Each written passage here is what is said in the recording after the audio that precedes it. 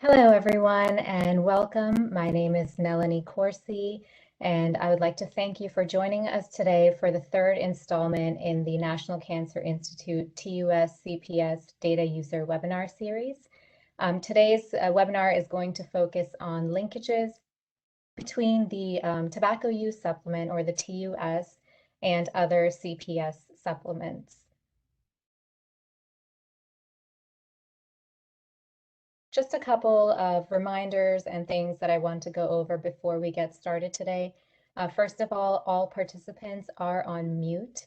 If at any time you have questions about the presentation or you need technical support, feel free to type into the chat box.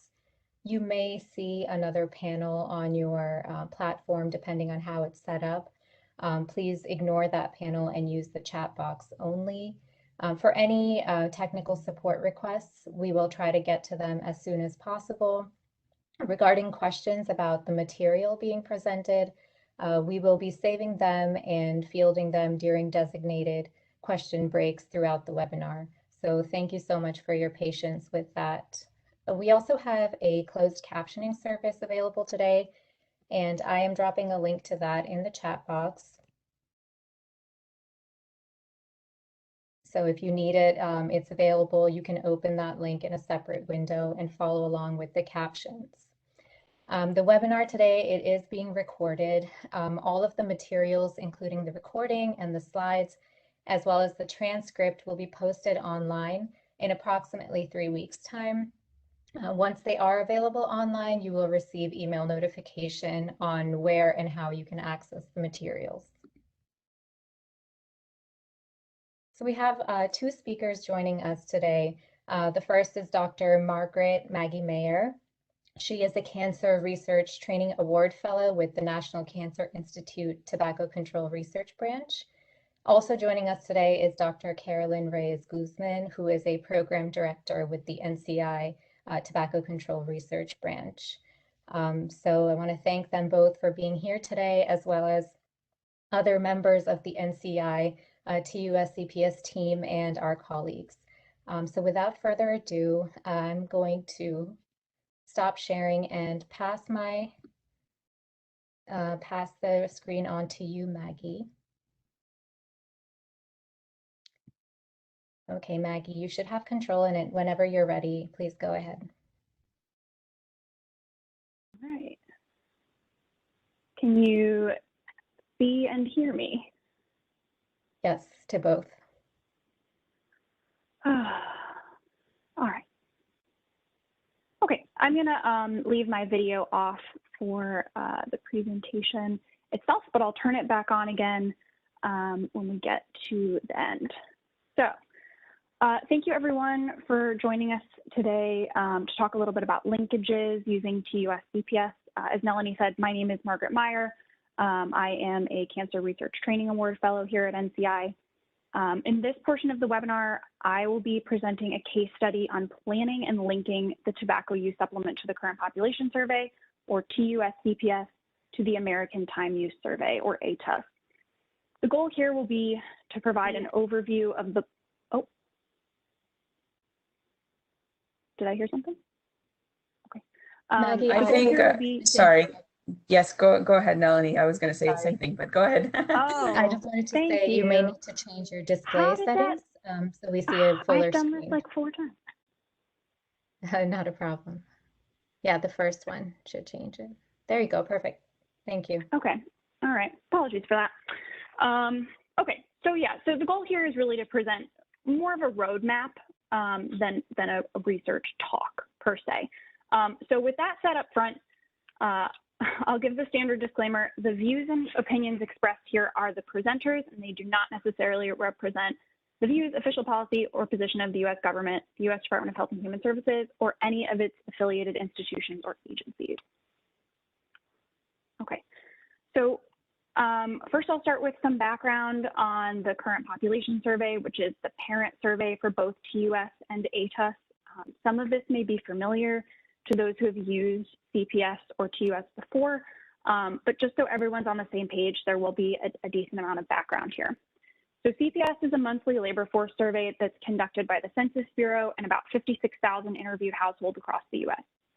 Each household is interviewed monthly for 4 consecutive months, 1 year, and then again for the corresponding time period a year later. We refer to this as the 484 design. So to demonstrate the 484 design, we can look at this chart. In this example, a household enters CPS in January of year T, and it does months 1 through 4 of CPS between January and April, and then it's 8 months off between May and December, and then completes the final 4 months during January through April of the following year. And then it exits the panel after month 8. So the months on, we refer to these as the months in sample, or MIS, it's sometimes done in shorthand. So months in sample 1 through 4 come before the 8 months off, and then months in sample 5 through 8 come the 8 months after the 8 months off. Okay, so this study design allows for reliable month-to-month and year-to-year comparisons. This is because so much of the sample is consistent from 1 month to the next and then from 1 year to the next. In addition to labor force data, the secondary purpose of CPS is to collect information on demographic characteristics of participants, and then questions on additional topics are included as what are called supplements, and that's where we will spend the majority of our time today. One such supplement is the tobacco use supplement. TUS is the largest nationally representative survey of tobacco use among U.S. adults 18 and over. TUS has been administered as a supplement to CPS every 3 to 4 years since 1992, and survey waves are listed here and range from 92 to 93 to most recently in 2018-2019. For each of these survey waves, data are typically collected during 3 time points or months, except for in 2000 when only 2 time points were used.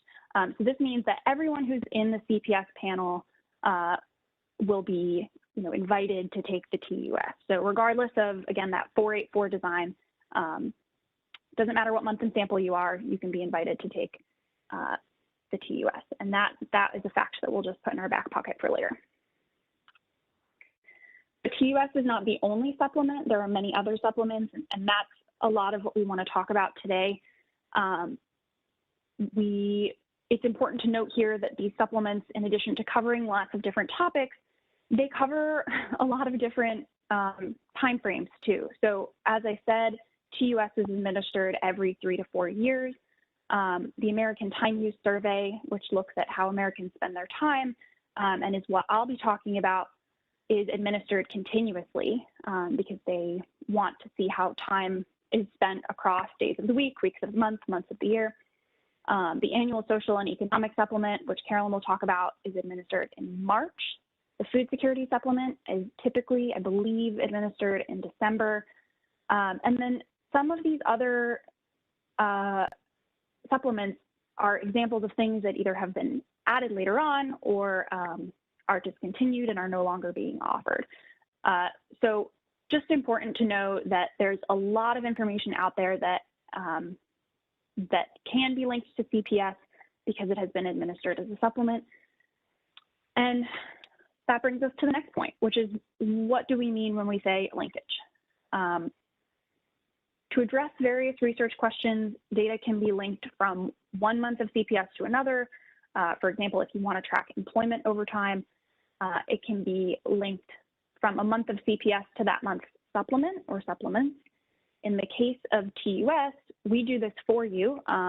When you download a public use file of TUS from our website, it contains not only the tobacco use data, but also the core CPS labor force and demographic variables that were administered that month as well.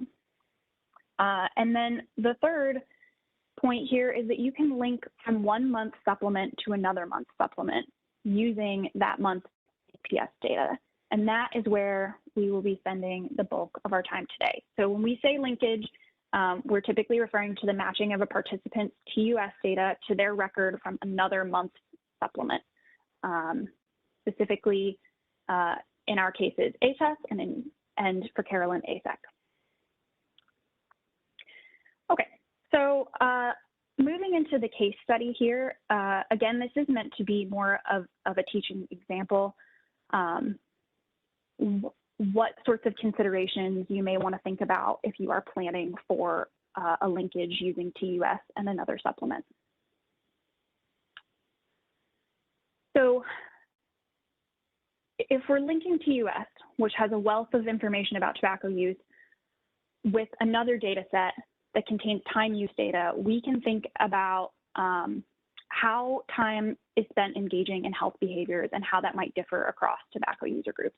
For example, we might want to consider how patterns of time spent exercising or eating, acquiring and preparing food, sleeping, or time spent using the computer or internet, maybe as a proxy of media exposure, might differ between tobacco user groups. So linkage could be a powerful tool, but it requires some careful planning. Thankfully, there is a CPS supplement that looks at time use, and that is the American Time Use Survey, or ATUS. So ATUS, in their own words, provides nationally representative estimates of how, where, and with whom Americans spend their time. It covers a wide range of activities from work and childcare to volunteering and recreation, and data are collected on most days of the year, so with the exception of holidays, weather, government closing, things like that. This is, again, to try and get a robust estimate of how individuals spend their time. So data will come from every day of the week, most days of the month, and most days of the year. Interviews are conducted over the telephone using CATI, and they are done by a combination of structured interviews, sorry, that's a typo, and conversational interviewing. Again, this is supplemental to CPS, so it shares some methodology, but it does differ in certain ways.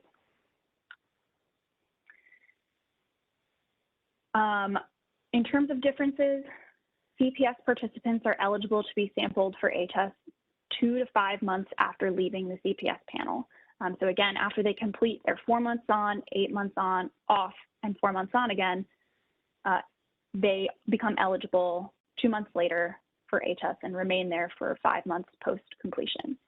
And ATUS is conducted continuously. Unlike TUS, which is administered in very particular months that are planned in advance, ATUS is done consistently and continuously. ATUS focuses on national level estimates, so the ATUS sampling is proportional to state size.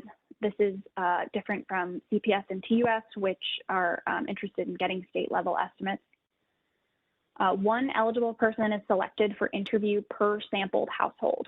So that's just an extra layer of sampling that is added in there compared to what would be in CPS or TUS. Participants are interviewed only once about what they did the previous day, where they were, and who they were with, which means that this is, of all the data sets, a very complicated one. So right off the bat, there are a couple of things we might want to look out for as we plan for this linkage, given the characteristics of ATUS that we've just described. So first, the ATUS sample is much smaller. It's a subsample of the CPS sample. It includes only one eligible participant per sampled household. And because it is a very intensive survey, the participation rates can be lower. So this reduces the number of participants that can be matched between a given month of TUS and ATUS. The plus side here is that TUS is actually quite large. So we're starting from a very good point. And there's also the option to pool multiple waves of TUS if you are concerned about sample size. But these are the questions to ask towards the beginning of the planning process before you move forward. So next, ATUS eligibility follows exit from the CPS sample. So this means that time use data is collected anywhere between 2 and 20 months after the tobacco use data are collected. This very well could impact the interpretability of your results. So depending on the research question, this may not be an issue. If you're looking at very stable behaviors, for example, or if you are planning to do sensitivity analyses that are stratified by time that's elapsed between the surveys, you may not have an issue with this, or you may be able to circumvent it. But again, it is something to consider early on. So let's say that we're not particularly worried about those concerns. We're planning to use several waves of data. We're planning to look at a really common group, or we're going to look at behaviors that we think are really stable. So we continue to do our homework by digging deep into the documentation and understanding the data and how to use them. We learn that there are several different data files. You'll see this list is very busy. But this is more to demonstrate how complicated some of these supplements can be. ATUS in particular has a very complicated structure, and that is reflected in the number of files that are available to the user. When working with ATUS alone, it's enough to link these files using their own unique identifier, which they label TU case ID, but that's not enough to link the files with TUS. So for that, we need the CPS unique identifiers, which can only be found in this last file down here, the ATUS-CPS file, which contains information from the participant's last administration of ATUS, or of CPS. So again, careful planning is key, understanding what's available to the user and what's included where. In terms of what we have from TUS, I won't spend too long here because the other webinars and resources on our website cover the structure of TUS data, where to find it, and how to use it. But I will highlight a couple of things for the purposes of this example. We opted to try and link the 2014-15 TUS-CPS to ATUS, and this is because the 14-15 survey wave is the most recent TUS wave with, I'll say, quote unquote, complete follow-up in the publicly available ATUS data set. The 2018-19 TUS, the people who are interviewed in the last month of the 2019 TUS, who are very early on in their CPS rotation, may not yet be eligible for ATUS in 2020. And so that, using the most recent wave of TUS, won't have the best setup in terms of follow-up. So we're going to use 14-15. The 2014-15 TUS is comprised of 3 survey months. It's July 14, January 15, and May 15. The data files for each of these survey months are on the TUS website on the Data and Questionnaires page, along with the SAS code to read in the files. The replicate weight files and the SAS code to read in the weights are available on the census website, and those are pretty easy to find. But the one other thing I want to note here is that some of you may be familiar with the harmonized TUS-CPS dataset. NCI has combined all of the survey waves, and they've harmonized variables to the extent that they can. And while that is very convenient and very useful for a lot of things, the harmonized data set does not have the necessary variables to be linked with any other CPS supplements. So if you're planning to link TUS to another CPS supplement, you must use the individual survey waves that are available on the NCI website. Okay, so now that we've thought about or looked into the study design of the supplements and familiarized ourselves with the data files that we'll actually be linking, let's shift gears a little bit and think about the timing of the data that we're hoping to link. There are a few reasons why we might want to do this.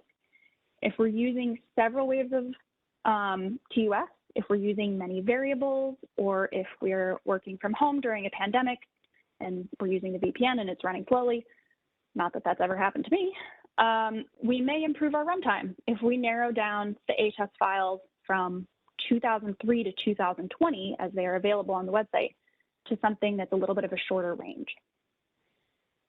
The other factor here is that there can be some temporal factors that might influence the match rate. So it's really helpful to know, when are we drawing the data from? What does that coincide with in terms of the CPS structure overall? And how might that affect our match rate? But I'll return to that in a few moments. So when might we find ATUS responses that link with 2014-15 TUS participants, if they exist? If you're like me, you approach this using something visual. Here we have a little timetable. Each of the columns represents a calendar year. Remember that CPS participants are eligible for TUS regardless of the month and sample. That means that in the July 2014 TUS, we have participants in every month in sample, 1st through 8th. CPS participants are eligible for ATUS between 2 and 5 months after exiting the CPS sample or completing month in sample 8. If someone is in their 8th month in sample during the 1st month of the 2014-15 TUS-CPS, they will have the earliest ATUS eligibility window. So the earliest we may find an ATUS record that matches with the 2014-15 TUS record will be September of 2014, which is highlighted here with that black box.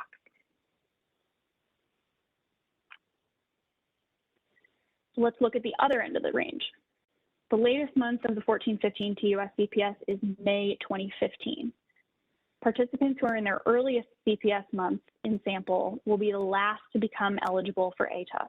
So participants who are in their 1st month in sample in May of 2015 will reach their 8th month in sample during August of 2016, which is denoted by the asterisk, making them eligible for ATUS between October 16 and January 17. So the latest that we may find an ATUS record that matches with a 14-15 TUS record is January of 2017. So in total, the possible range of time for our linked data is July 2014, which is the earliest time that someone could complete TUS, to January of 2017, which is the latest possible time that someone could complete ATUS. However, records can be found from any time during this period, depending on what month they were, that they took TUS, so whether it was July 14, January 15, May 15, and depending on what month in sample they were at the time they took TUS. These are just the outer bounds. If you're trying to narrow down the ATUS data to only the months and years that you might find matches, if they do exist, this is the range that you want to subset your files to. And as promised, here's the additional reason for looking at timing here. At some point, roughly halfway through a decade, census begins to phase in the new CPS sample, which is based on the most recent decennial census.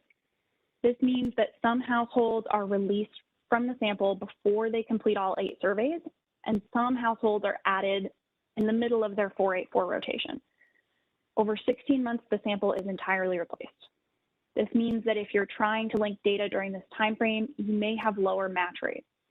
In this case, the July 14 to January 2017 timeframe that we just calculated falls within the phase-in period from the 2000 sample to the 2010 sample, which the 16-month phase-in period was April 14 to July 15. So on top of expecting a lower match rate because ATUS is generally smaller, we may see an even lower match rate because the CPS sample is changing as we go along. We also want to be careful about false matches because of the recycling of household identifiers, but we can weed out false matches with a few checks later on. Okay, so now we're ready to work with the data. We've done our homework. We'll start by preparing the TUS data.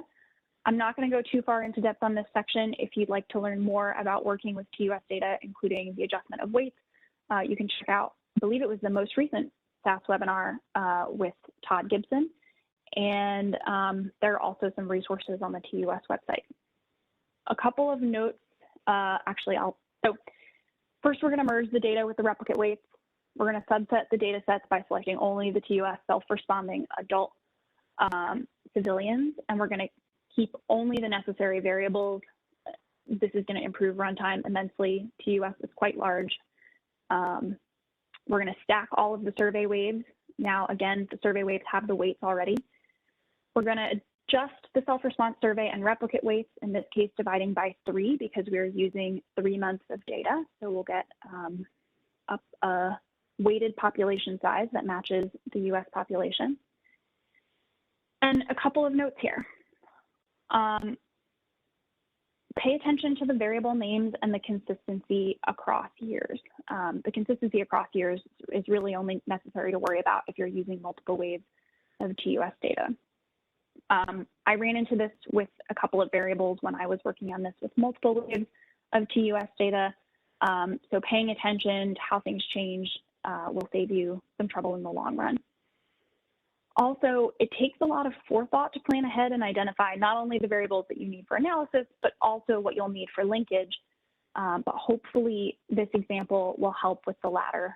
And you may find that your particular project calls for something different, and that's okay. But hopefully this gives you a rough idea of what you'll need to plan for. So then we're going to prepare our ATUS data. We're going to merge the respondent file, the activity summary file, and the ATUS-CPS file. These come from that very busy slide earlier. The respondent file has data on the reference day. The activity summary file has the time use data. And then the ATUS-CPS file has data from the respondent's 8th month in sample, or their last month of CPS, including the unique identifier variables that we're going to need to be able to link ATUS to TUS. These files are merged with each other using a supplement-specific identifier, that TU case ID that I mentioned earlier, which is different from the unique identifier variables used by CPS overall. Again, one thing to be aware of, it's important to be careful of any overlapping variables, especially using the ATUS-CPS file.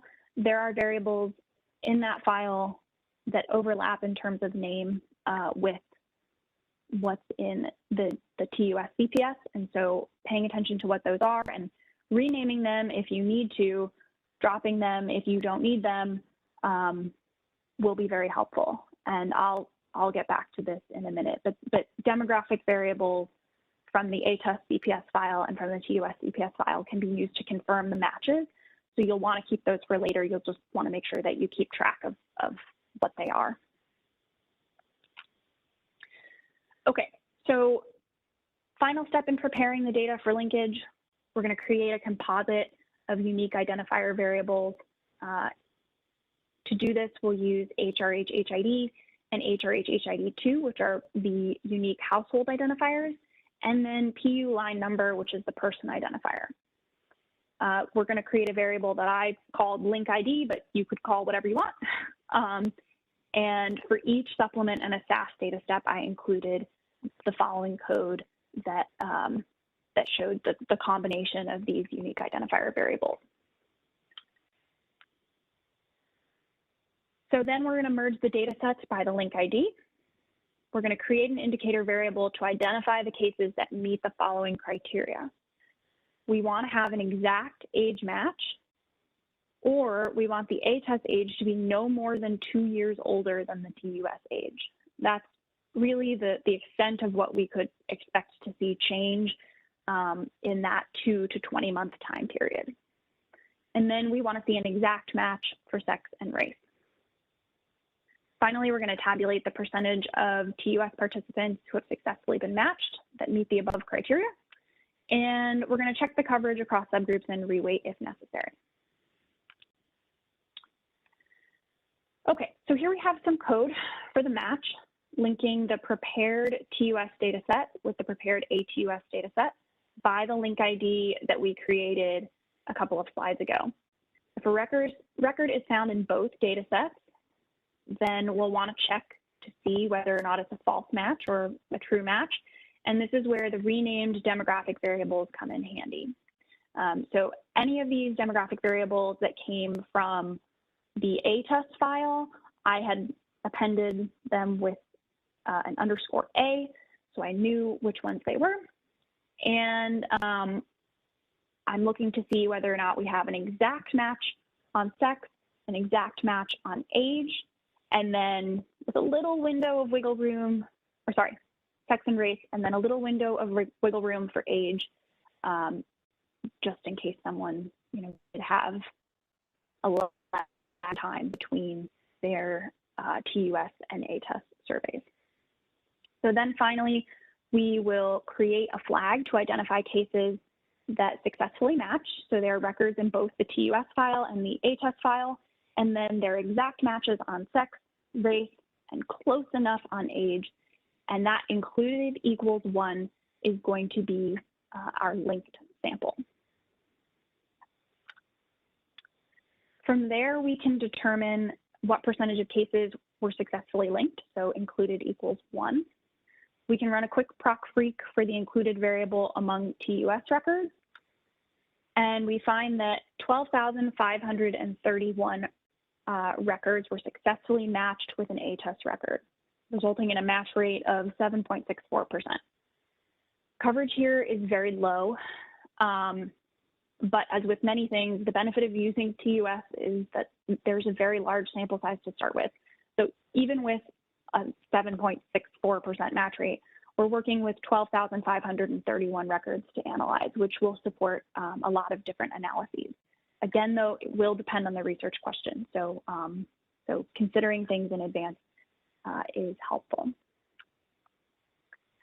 So in a separate example, Carolyn will talk a little bit more about coverage among subgroups and checking for the need to reweight, but there it is, a case study in preparing for and executing the linkage between TUS and ATUS.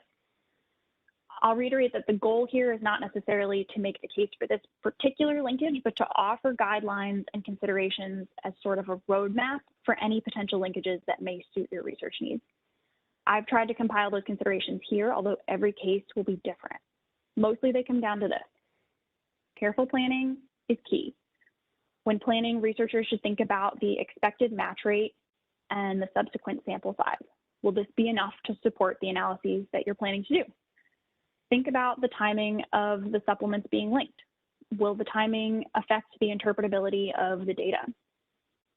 Think about the data sets that you've chosen and their relationship to the phase-in and phase-out periods for CPS samples. Is this going to be a problem for your match rate and sample size? Plan ahead to check for overlapping variables and variable names. You know, have you identified the necessary variables for linking and matching in advance and renamed them as needed to avoid confusion later? Finally, I just want to stress that documentation is your friend. It is through very careful review of documentation that you can develop an effective plan to link your data. And there are so many resources available through Census, through NCI, and through other agencies that sponsor CPS supplements. If you're struggling though, please reach out. We want to help. I have included an email address here on the bottom, and then my contact information will appear in a few slides.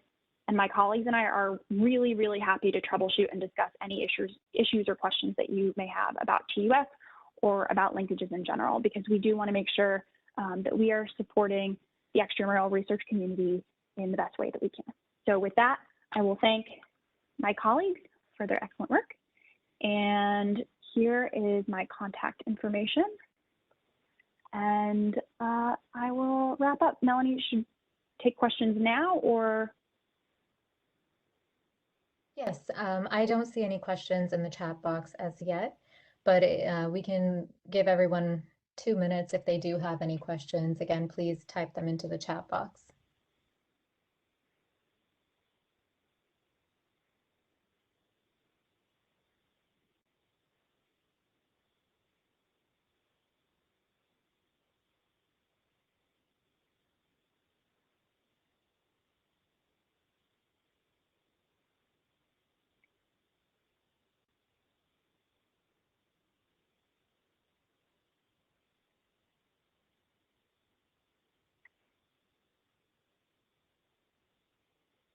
Melanie, I can answer stuff later too if it comes up between now and then. That's fine. Yeah, I don't see any questions right now. So we can continue, and I believe next we have Dr. Carolyn Reyes-Guzman. So I will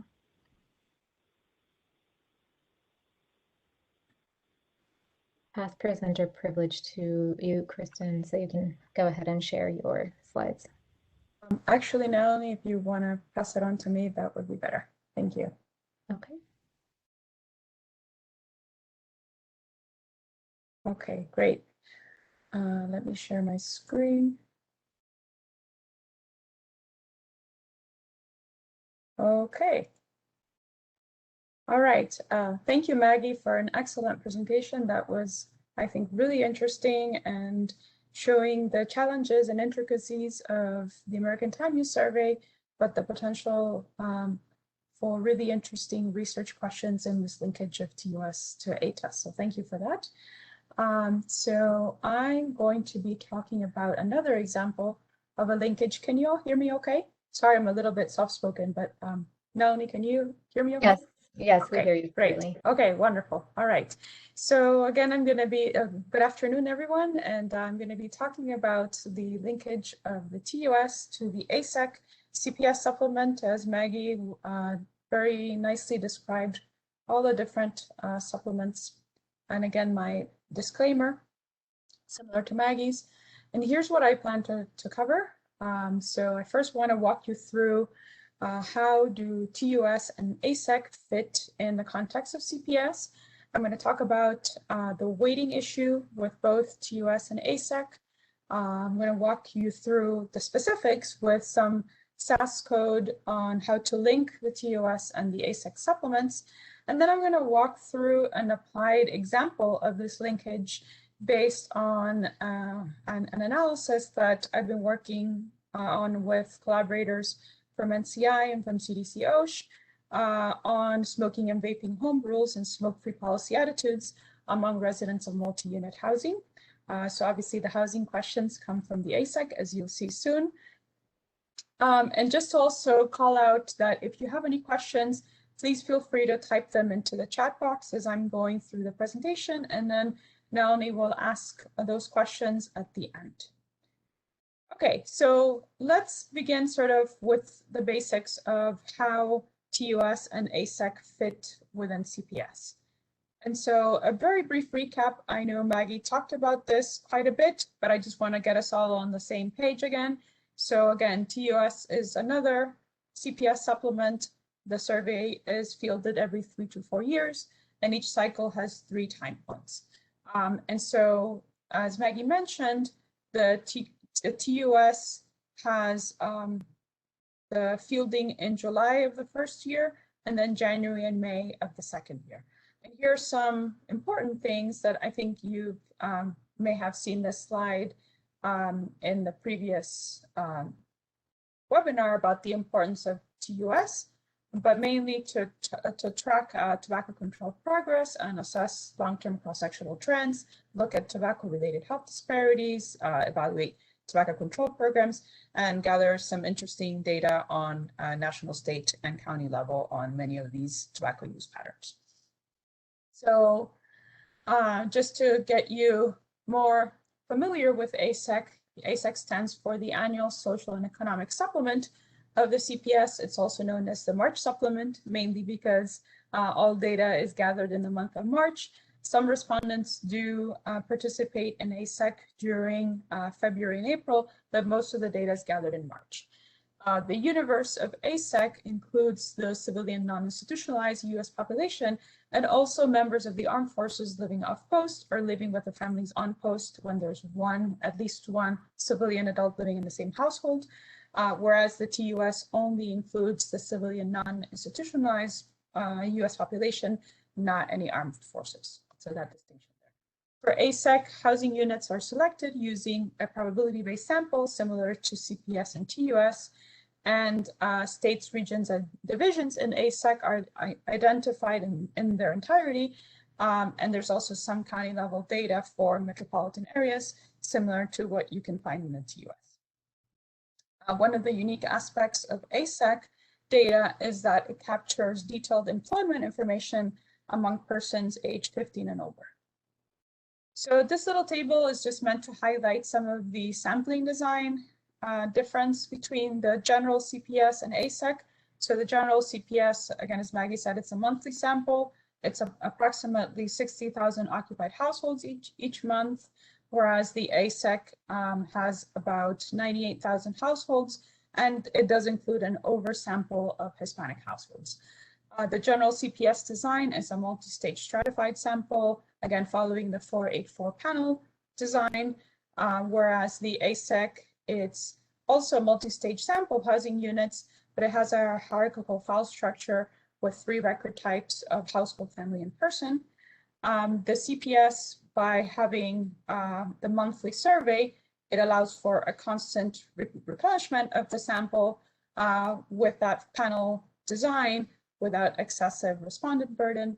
Again, whereas the ASEC is only 1 month. It's an annual supplement, and this annual supplement does allow for annual time series comparisons. So just some reference of technical documents, again, highlighting Maggie's important comments, how useful these documents can be. So why would we want to use the ASEC supplement? So as we said, the ASEC provides very important economic and data that can be useful, especially when looking at tobacco use patterns. So the ASEC gives you monthly labor force data and data on work experience, income, non-cash benefits, housing, which is the example that we're going to look at, and migration. And there's also detailed questions on work experience, including employment status, occupation, and industry. There's questions on weeks and hours per week worked, reasons for not working full-time, total income, and then also some supplemental income questions. The non-cash benefits include food stamps, school lunch programs, employer provided health insurance, and other types of health insurance, as well as energy assistance. And just to note that the employment and income questions refer to the previous calendar year of when the survey was taken. Okay, so now I want to take you through some of the weighting considerations if you plan to try to link TUS and ASEC data.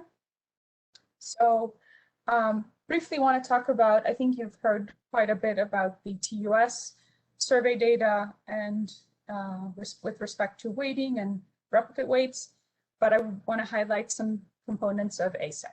So as of 2019, the ASEC data is available on the census website as either a single ASCII file, text file, also known as .dat, or you have the option to download it as the CSV or SAS files that are split into one file each for, remember the hierarchical file structure, right? Household, person, and family records.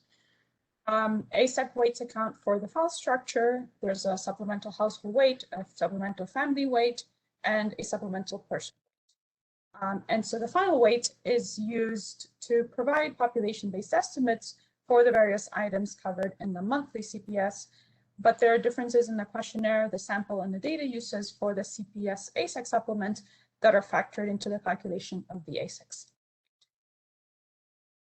So when dealing with TUS weights, right, and again, this was something that I had covered when I talked about the harmonization webinar, but it still applies in this case to using single year data. So for this 2018-19 data set, the TUS website, the TUS data set on the website will also include a full sample weight for self-respondents. The variable name is the sample weight. And again, just to define this, the full sample weights are created to compensate for the differential selection probabilities, non-response, and undercoverage of the target population of the US adults.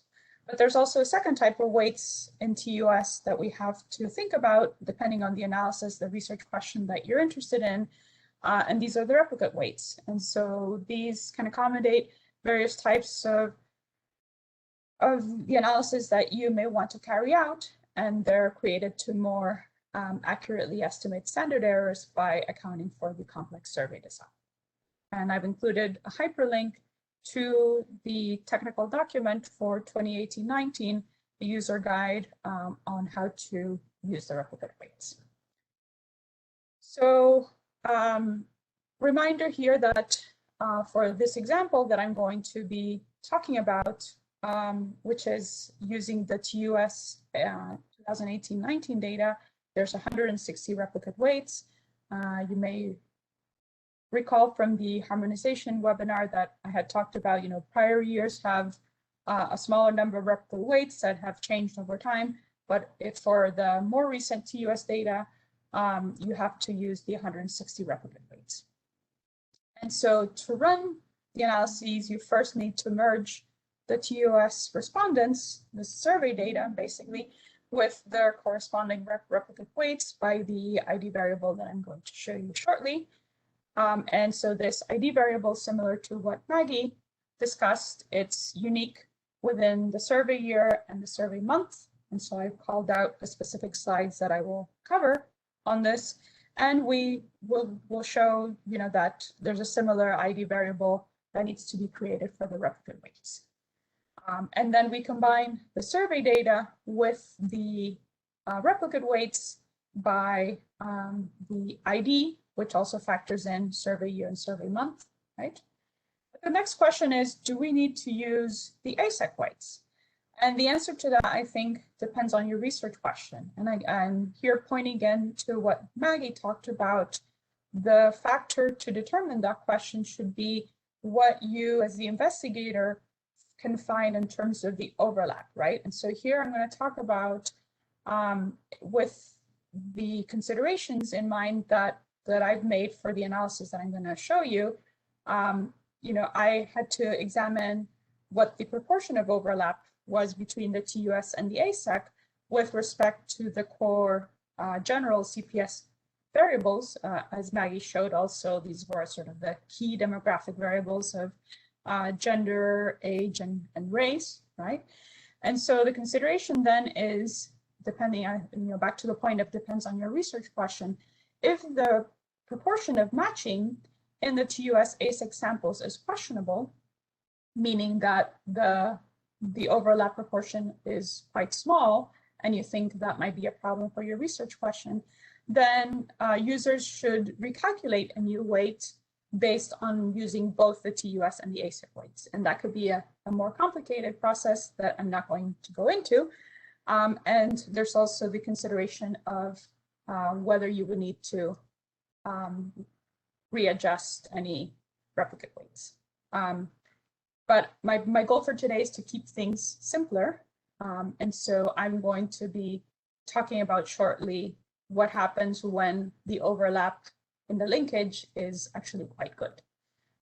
Just one more point to consider, that when conducting variance estimation for the TUS with replicate weights, phase method is applied, and phase method is a variation of balanced repeated replication, or BRR.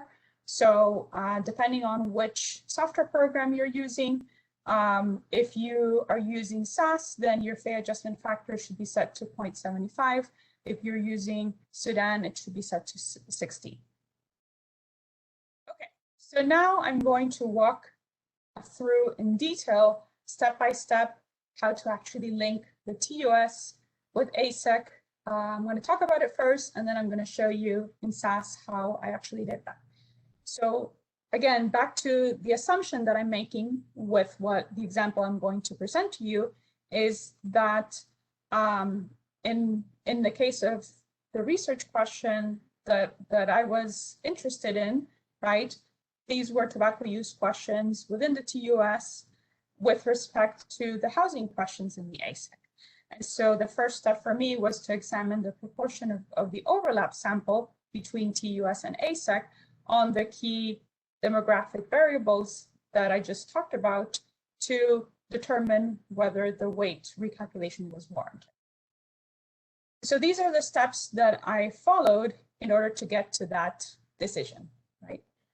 Assumption that I made that the overlap was strong. So I first merged the January and May 2019 TUS survey data. I was not interested in the July 18 TUS because of the longer time window with the 2019 March supplement, which basically would not capture the overlap of respondents, right?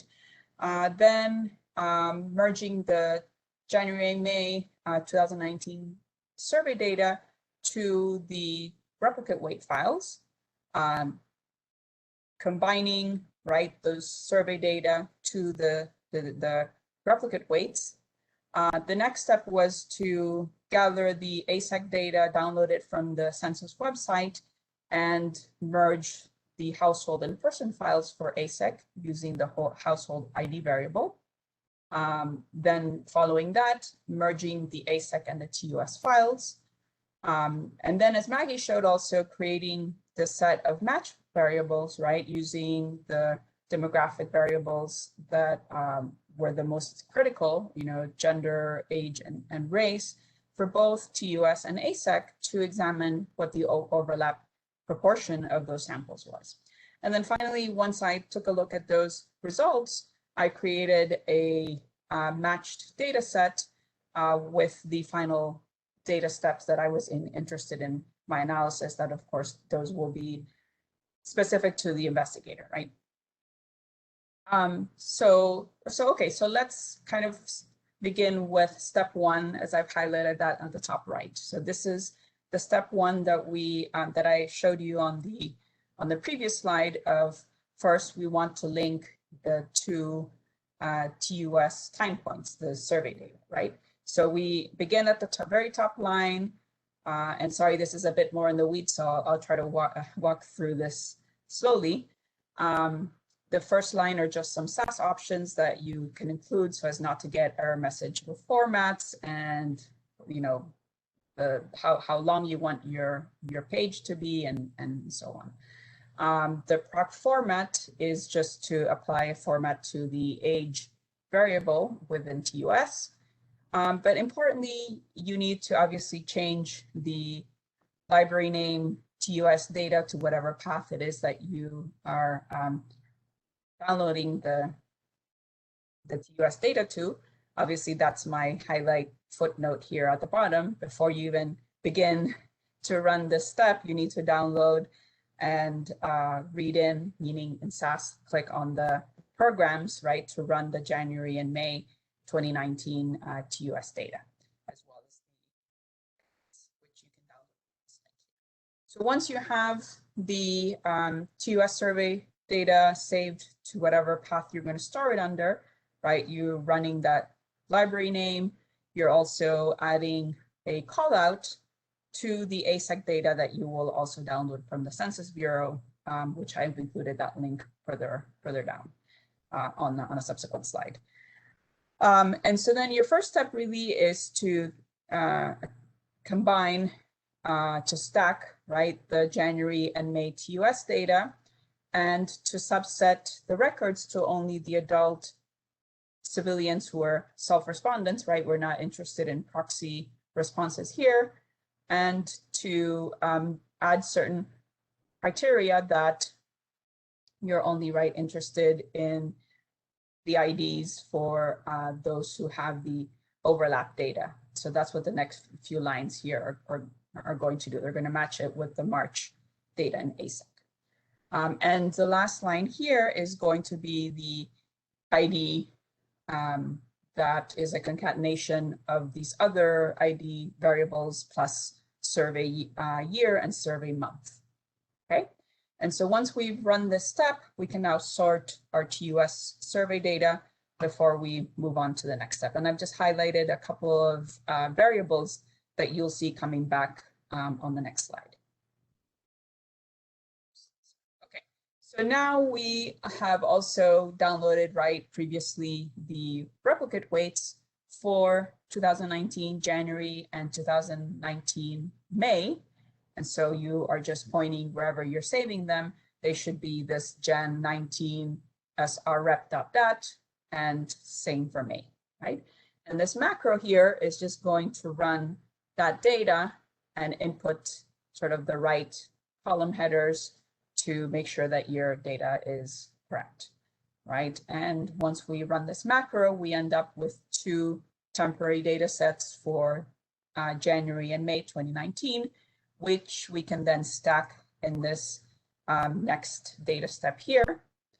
And again, we're creating the same ID variable that we did with the survey data so that we can then combine everything and everything lines up nicely.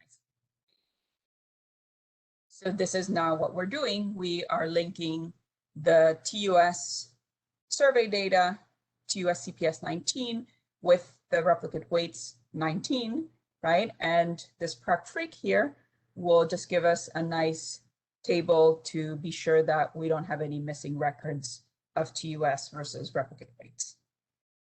All right, so at this point, we're done with getting all the TUS data in order and ready for our merge with ASEC. So now, remember, we previously downloaded our ASEC data. We included that file name call out in our first line in our program. And now we're going to call out that file name with this in-file statement here.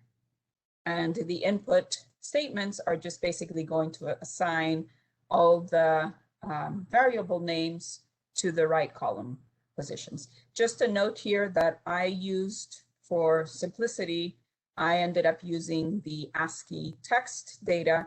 And so this program points exactly to the, if you download the documentation for ASEC, you'll see that these variable names and column pointers represent to where, represent where those variables are located within the data file. So if you run this, it should work and should give you the data set with the variables in the right places so that everything reads in correctly. All right, so now we have, remember I said the file hierarchy of ASEC had household, person, and family, right? But we're not interested in the family file. We're only interested in the household data because it's gonna bring the information from the household that we need, and the person file, which obviously has the responses that we want on housing questions, right? And so this is what this first set of data steps is going to do. First, we are taking the household data, that's the HH, right? And we're running that data step to pull, the ID variable that we need. And we're going to do the same thing for the person file, sort both of these data sets, and then merge both to get a final ASEC file. And we're now at the point where we have everything that we need in terms of data. We are going to sort now our ASEC 2019 and our TUS January and May 2019 by these variables, these ID variables that we'd created earlier on, right? And so now we're at the final step of linkage where we have everything ready and we can download our TUS and ASEC file. And similar to what you saw in Maggie's presentation, we can create these match variables to check what our overlap sample ends up being. So all that work was to get us here. And once we take a look at that output, our last sort of data step is to output a final data set that only includes records where there is a match, right, between the record in TUS and ASEC for these demographic variables that are key. And we can run this proc tabulate at the very end to also check those numbers there. Sorry, this is just to check that we haven't lost, any observations with respect to age and year and the person weight. And we can now check also our matched variables for sex, age, and race to see what the crossover is, right? How many people we end up with in both samples. And so as we see, we have a pretty good match, right? The zeros mean that those are the people who were not matched. So we have 0.14% of those with respect to age were not matched, and 0.04% with respect to sex were not matched, and similarly for race. The missings are just records in the TUS that did not fit into the months that we needed, right? So we only brought in, from the ASEC. Those are the records from ASEC that did not have matches to TUS. Okay. So our final step in making the decision on how well our overlap sample is to actually look at distributions, right? Because this code that I just showed you is just telling you how good the match is. It's not actually giving you any proportions on these key variables of interest. So what we can do is we can run some weighted crosstabs on these same variables. Now note, these are not the matched variables. These are the actual variables for sex, age, and race. And we can do that separately for the overlap sample of TUS and ASEC and for the TUS only data and see how well, right, or how different our distributions are for a specific variable. So I'm going to use age as the example, right? And so this is the, sorry that the formatting didn't come through, but these are the age groups that will be similar in the next cross-step that you find. But this is the TUS only data set, right? We have 45,000 respondents in January and May 2019 for the TUS only data. And for the first age group, the proportion, I believe that's 18 to 34-year-olds. So that's 29.8% in the TUS only are 18 to 34. And when we output the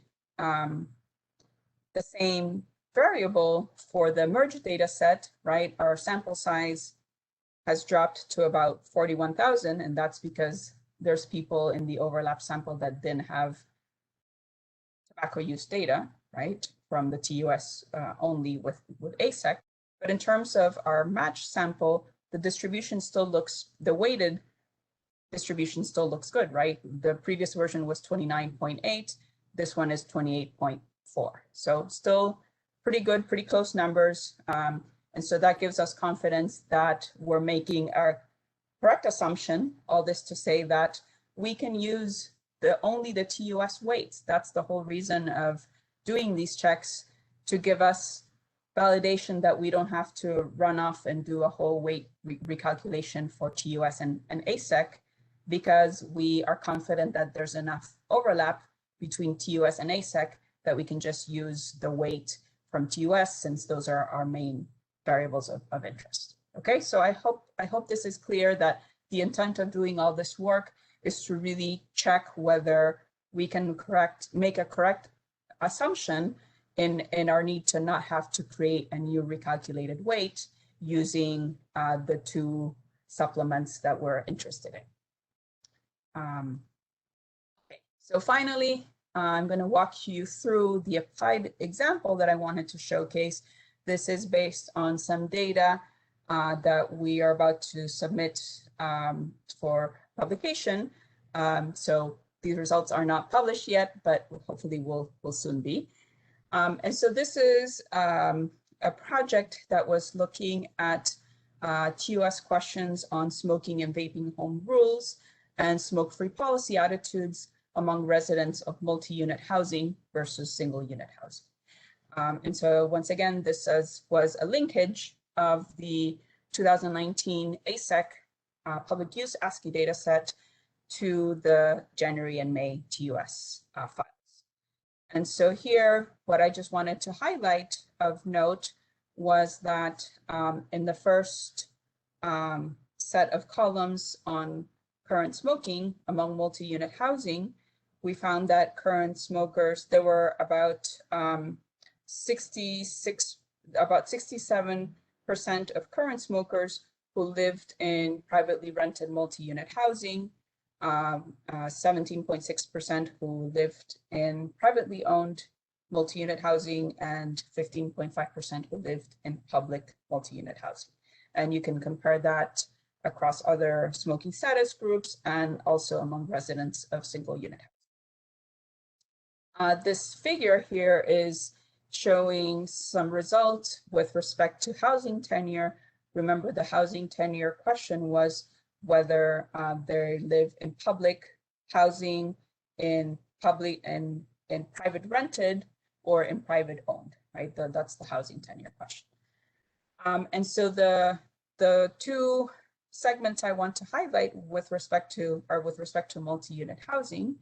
The first top left figure is saying that among multi-unit housing residents, 10.8% of the adults living in public housing reported that they had allowed smoking in all areas of their homes. That's what the home smoking rule refers to, versus 5.2% of those living in privately rented housing, multi-unit housing, versus 3.8 in private-owned housing. The bottom left figure is the question that's asking about the respondents' support for indoor smoking bans, right? And so what this figure is showing is that there's 11.6% of multi-unit housing residents who lived in public housing and who supported allowing smoking in all places in sort of the indoor common areas. That's what the question is referring to, versus 9% of those living in privately rented multi-unit housing and 10.6% in private-owned multi-unit housing. And just to clarify here, multi-unit housing, again, does not necessarily refer to government housing, right? Multi-unit housing can be like a condominium. And so just to note that public housing is going to be sort of the government type housing, but privately rented and privately owned is more likely not going to be. And so that's the first thing to highlight here. The second thing to highlight here is with respect to smoking status, and once again, looking at the home smoking rules and support for indoor smoking bans in common areas, right? The top left is saying that 26.7% of current smokers in multi-unit housing residents had allowed smoking in all areas of their homes, compared to 4.8% of former smokers and 2.4% of never smokers. And similarly, in the bottom left, 28.2% of current smokers had said that they supported having smoking be allowed in all indoor common areas. And then finally, the last slide is with respect to the new questions in the 1819 TUS with respect to vaping home rules. And so this was also part of the analysis, and similarly looking at it by housing tenure, 11% of vapers supported in public housing being able to vape in all common areas. And similarly for smoking status, about 29% here of current smokers supported being able to vape in all areas. So so this is their home rules. I'm sorry, this isn't with respect to their home rules. So a lot of interesting data in here to highlight the opportunities that linkage to the ASEC shows, right? Not only the housing data, but a lot of detailed data on employment, on health insurance. So a lot of opportunities for very interesting research questions. And again, as Maggie said, we're happy to support your efforts through your investigations of wanting to explore some of these linkages. Please feel free to reach out to us with questions, and we'll do our best to walk you through that and provide you code or help you walk through your own code. And finally, just thank you to all those who have helped with this analysis, with this webinar. And that's all I have, and I'll take questions if any. Thank you.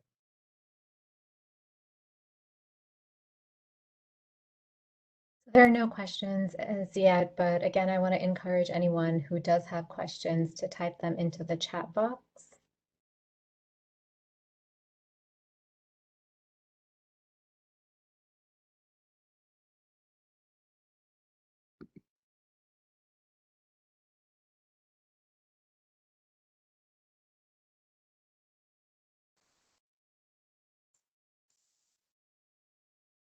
Okay, well, we can also just continue to support your efforts as you think about further questions or whether this is prompting research topics for you to explore.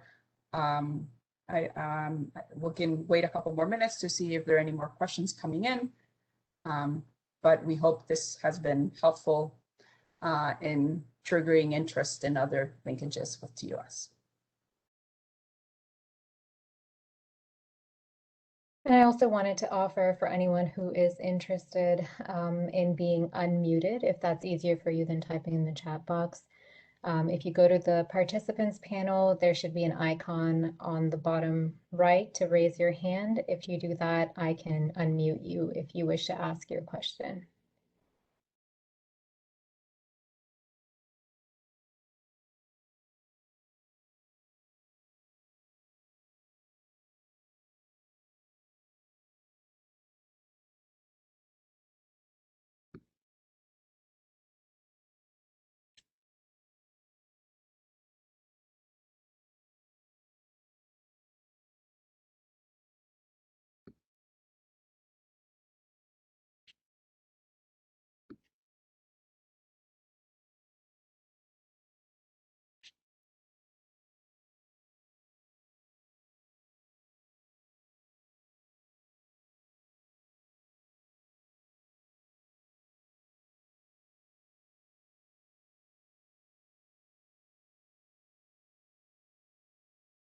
Okay, I just see one question regarding the slides for this presentation and previous presentations, and I can answer that.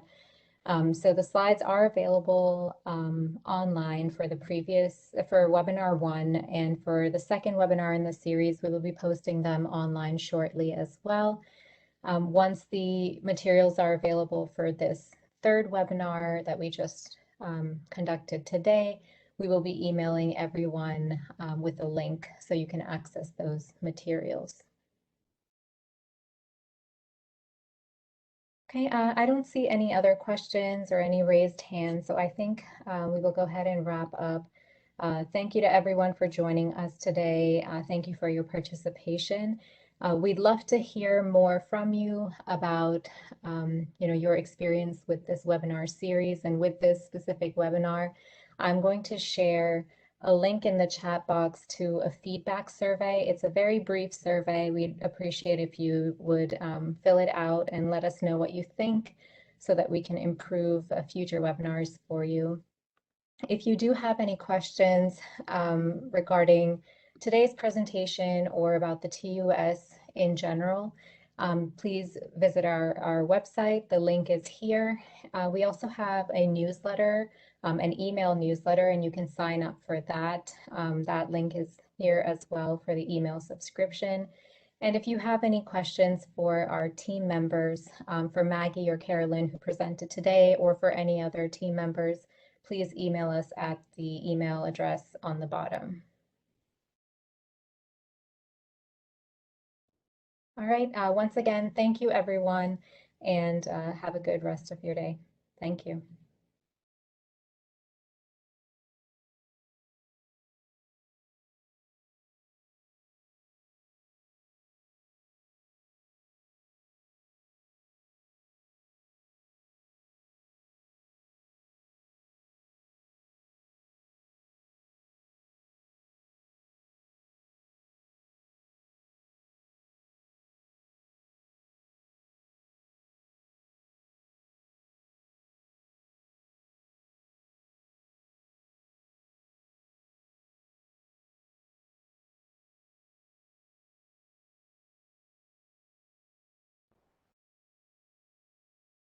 Okay, great presentation, Maggie and Carolyn. It's just us now, so. Thank you.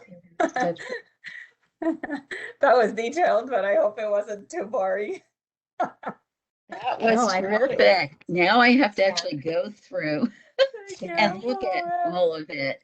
That was tremendous. I didn't realize, but it makes the most sense that you actually walked through those two examples. It's the only way to try to communicate some of that. And you have experience with those matches. Thank you, and thank you. I was gonna say just thank you to Tim and then May for also being here, and Todd for being on call for any questions. You're welcome. Yeah. I see that they didn't nice presentations. Enjoyed them. Thank you, Tim. Thank you. Yeah, they didn't ask, but I think maybe they have to process. This is not quite like even the last one, and the previous ones. This is pretty brand new. It's not just, oh, you could do this. Yeah. You know, Oh. so. Yeah, I agree. I think I sent something to Maggie after her presentation. I think because of the complexity of the linkages, if I was watching this, it would be hard to come up with questions as I was watching it. I think it'll be, we'll hear back later on. Yeah, that makes sense. That makes sense. Good, useful presentation. I now I understand why very few people want to do the linkage analysis. However, once now they know they have help, so they're not alone. Info from them and experience.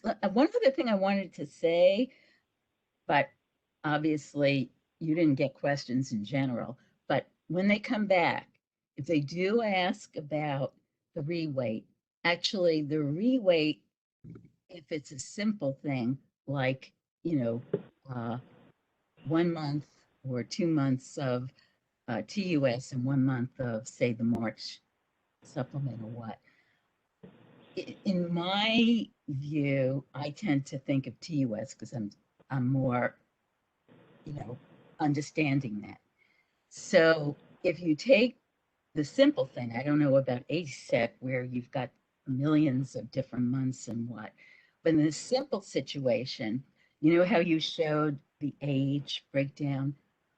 To reweight, we created more cells, more demographic cells, sex, age, race, ethnicity, or whatever, and simply compared the weighted numbers of the matched to the whatever the full TUS weight is. Yeah, that's what I had tried to show with the table, the two tables. So well, you were showing percentages. Yeah. That was great. That actually was. Weighted percentages. Yeah. I didn't have, I was trying to also figure out who the people are and what kind of, characteristics we had. But obviously that's not something you would have gone in. You did the right. You both did the right thing. Stop. Well, I was scared of getting too much into the weeds and then getting questions that I couldn't answer.